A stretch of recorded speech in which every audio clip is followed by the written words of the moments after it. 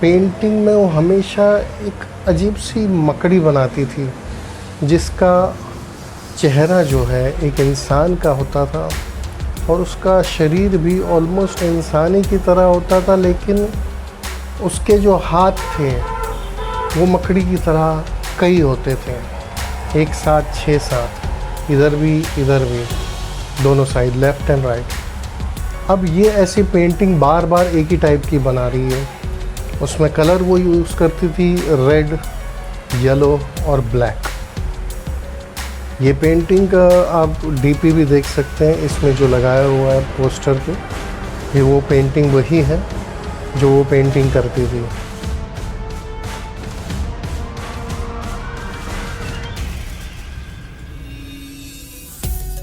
Hello friends, उम्मीद करता हूँ आप अच्छे और स्वस्थ होंगे। इसी तरह की वीडियो देखने के लिए आप हमारे चैनल को सब्सक्राइब कीजिए, लाइक कीजिए और शेयर कीजिए। तो चलिए शुरू करते हैं आज का भयानक किस्सा। ये किस्सा इलाहाबाद का है। इलाहाबाद के बहुत पुराने शहर हैं, वहाँ पे आज भी बहुत सारे पुराने घर हैं। एक ऐसा ही परिवार वहाँ पे नया शिफ्ट हुआ। अच्छा खासा मिनी बंगलो टाइप घर था, अग्रवाल परिवार। और ये परिवार ने जो घर लिया वो ऐसा है कि फर्स्ट फ्लोर तक है।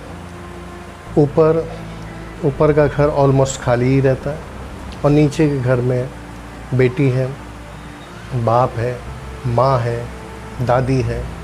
और ऊपर का घर जो है उन लोगों ने भाड़े पर दे दिया है। भाड़े पर रहने वाले का नाम है अजीत नाम का जो लड़का है, ये इंजीनियरिंग कर रहा है, इंजीनियरिंग की पढ़ाई कर रहा है। अब कुछ ही दिन हुए थे इन लोगों को यहाँ पर शिफ्ट होकर। तो ये जो लड़की है, जो मकान मालिक की बेटी है, सुधा को कुछ अजीब से दौरे आने शुरू हो गए ये घर में शिफ्ट होने के बाद। जैसे उसको कुछ आवाज़ें सुनाई देती थी और वो पढ़ाई में तो अच्छी थी, लेकिन अचानक ही उसकी पढ़ाई में कुछ कमज़ोरी आने लग गई। जैसे कि वो पढ़ नहीं पाती है, नंबर उड़ के उसके ऊपर आ रहे हैं पढ़ाई के, और कुछ अजीब सा उसको फील होने लग गया। वो अपनी मम्मी डैडी से दोनों से डिस्कस करती थी, लेकिन उनके मम्मी डैडी को उसकी ये बातें समझ नहीं आती थी। उन लोगों को लगता था कि ये कंसंट्रेशन शायद इसका कम है, या तो दोस्ती यारी में इसका दिमाग कहीं और लग रहा है, नई जगह है, हो सकता है ऐसा। लेकिन ये धीरे धीरे बढ़ते ये चीज़ इतनी भयानक तरीके से बढ़ गई। अब उसने पेंटिंग करना शुरू कर दिया। पेंटिंग में वो हमेशा एक अजीब सी मकड़ी बनाती थी, जिसका चेहरा जो है एक इंसान का होता था और उसका शरीर भी ऑलमोस्ट इंसानी की तरह होता था, लेकिन उसके जो हाथ थे वो मकड़ी की तरह कई होते थे, एक साथ 6-7, इधर भी दोनों साइड, लेफ़्ट एंड राइट। अब ये ऐसी पेंटिंग बार बार एक ही टाइप की बना रही है। उसमें कलर वो यूज़ करती थी रेड, येलो और ब्लैक। ये पेंटिंग का आप डीपी भी देख सकते हैं, इसमें जो लगाया हुआ है पोस्टर पे, ये वो पेंटिंग वही है जो वो पेंटिंग करती थी। अब ये बार बार एक ही टाइप की पेंटिंग कर रही है। मेंटली डिस्टर्ब्ड होने लग गई है, धीरे धीरे कम बात करने लग गई, अजीब सा गुस्सैल होने लग गई, पागलों जैसी हरकतें करने लग गई। इसकी जो एंगेजमेंट भी हुई थी वो एंगेजमेंट भी इसी पर्पस से टूट गई। और वो एंगेजमेंट के टूटने पर डिप्रेशन में और रहने लग गई। एक तरफ तो ये अजीब सी कुछ बीमारी जो उसको चल रही थी, जिसमें मेंटली वो टॉर्चर होती जा रही थी और ऐसी अजीब सी पेंटिंगें बना रही, और दूसरी तरफ ये डिप्रेशन के उसका ये एंगेजमेंट टूट गई। इन सब चीज़ों को बर्दाश्त नहीं कर पाई और उसने अपने आप को ख़त्म कर लिया, हैंग कर लिया उसने अपने आप को पंखे में टांग कर। अब ऐसी सिचुएशन के बाद ऐसे घर में ऊपर जो बंदा रहता है, भैया ये बंदे को ऑड फील होने लग गया। कि अभी मैं क्या ऐसे में रिएक्ट करूं। घर में नीचे मातम है। चलो ठीक है, कैसे कैसे ज़िंदगी कट रही थी। 13वीं पर इन लोगों ने पूजा पाठ की और ये लोग सब के सब गांव निकल गए। अकेला सिर्फ इनका जो रेंट पे आया था लड़का रहने, वही रह रहा है। अब वो लड़का अकेला है पूरे घर में।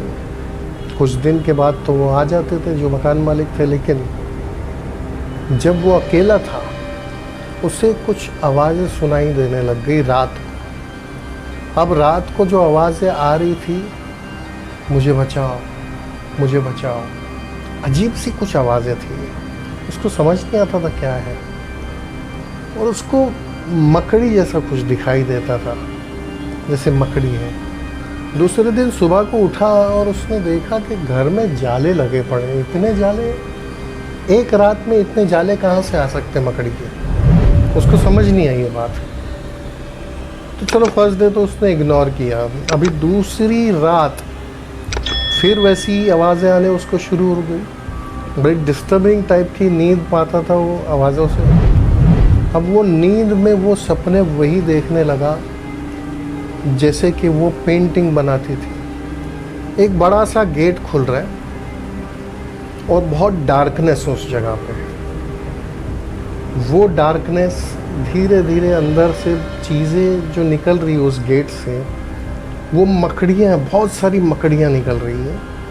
और एक मकड़ी ऐसी उसमें से जो इंसान के जैसी है, ठीक वैसी ही जैसे उस लड़की ने मरने से पहले तस्वीरें बनाई थी। अब ये लड़का परेशान हो गया कि ये क्या सपना देखा यार, मैंने सुबह को उठ के बहुत परेशान हूँ।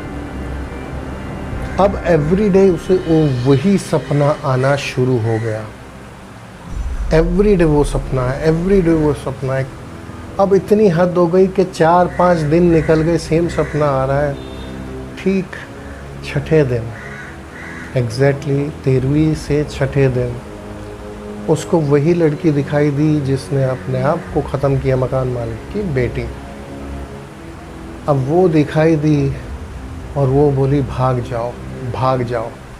और अचानक से उसके ऊपर मकड़ी ने अटैक किया। अब इसका सपना था ये या रियलिटी, इसे समझ नहीं आई। लेकिन ये जब उठा तो उसको ऐसा महसूस हुआ लड़के को, नहीं ये रियल है, ये रियल था, वो सपना नहीं था वो जो देख रहा था। क्योंकि हर चीज़ को महसूस कर पा रहा था पर्सनली, जो कुछ हो रहा था। अब उसने फ़ैसला लिया कि मुझे इस घर में ज़्यादा रहना नहीं चाहिए। लेकिन फिर भी उस रात को वो फिर रहा और उसके साथ सेम फिर से वही चीज़ दोहराई। वो लड़की फिर उसको मिली, फिर वो बोली, और फिर वही अटैक किया मकड़ी ने उसके ऊपर। और फिर से इसका जैसे सपना टूटा या इसने उनको सामने से देखा और इसका ट्रांस टूटा। ये बात का पुष्टिकरण उसे अपने आप को भी आज तक नहीं है। इस बात को 3 साल निकल गए, लेकिन अब उसने फ़ैसला कर ही लिया, जैसे एक दिन पहले किया था, कि नहीं हमें यहाँ पर नहीं रहना चाहिए। वो वहाँ से निकल जाता है, अपने मम्मी डैडी को बोलता है गांव चला गया। गांव जाने के बाद उसको कभी कोई ऐसा सपना नहीं आया। तो दोस्तों मेरा मानना ये है इस किस्से में, ये किस्सा एक ऐसे भयंकर दरवाज़े का था जो नर्क का द्वार खुल रहा था। होपफुली उस घर में ऐसा कुछ होगा, या तो वो जो लड़की जिसने अपने आप को ख़त्म किया, मकान मालिक की बेटी, वो कुछ ऐसी चीज़ों से इन्वॉल्व थी जो अलौकिक शक्तियों से कनेक्टेड होती हैं। अब वो क्या था क्या नहीं, ये तो हम में से कोई नहीं जान सकता है, क्योंकि ना वो लड़की रही है अभी, अब ना ही वहाँ पे वो लोग रहते हैं। वो मकान मालिक ने भी वो घर छोड़ दिया, बेचा नहीं बेचा इसकी कोई इन्फॉर्मेशन नहीं है। लेकिन बस यही महसूस होता है कि उस घर से ही कहीं से वो कहानी शुरू हुई थी। तो ऐसी भयानक चीज़ों के बारे में अगर जानकारी ना हो तो ज़्यादा डीप इसमें नहीं घुसना चाहिए, क्योंकि अगर बाहर निकलना नहीं आता है तो ये कोई पानी नहीं कि पानी में फेंक दो तो तैरना आ जाएगा, ऐसा नहीं है। इसके लिए बाकायदा स्टडी करना ज़रूरी है। तो ऐसी चीज़ों में कभी किसी को घुसना नहीं चाहिए अगर नहीं समझ में आता है तो। हालांकि हम नहीं जानते कि एक्चुअल ट्रुथ क्या था, ये कहाँ से शुरू हुआ, लेकिन ऑफ कोर्स ये चीज़ें कनेक्टेड नर्क में द्वार से ही थी। तो बस आज के लिए बस इतना ही। तो कल फिर मिलेंगे और एक भयानक किस्से के साथ। तब तक के लिए शालोम, शांति और सलाम।